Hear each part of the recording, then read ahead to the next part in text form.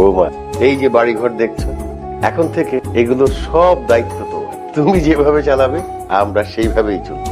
আর এই যে আমার ছেলে, তার দায়িত্ব কিন্তু আজকে থেকে তোমার। ওকে দেখে শুনে রাখবে। বাবা প্লিজ ডোন্ট। কেন করতেছো? তোমরা বলছো আমাকে বিয়ে করতে, আমি বিয়েটা করছি।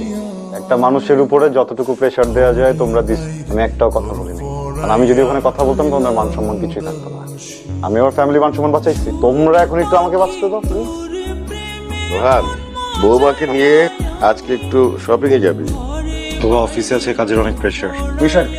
হ্যাঁ, গাড়ি আছে, ড্রাইভার আছে, গাড়িতে করে যাবি, ও শপিংটা করবে, বাসায় নামিয়ে দিবি, শেষ।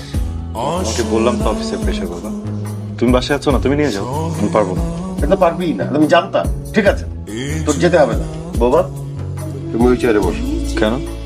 উনি আমার পাশের চেয়ারে বসবে না কোথাও, তুমি কেন বলে দিচ্ছ? স্বামীর পাশে স্ত্রী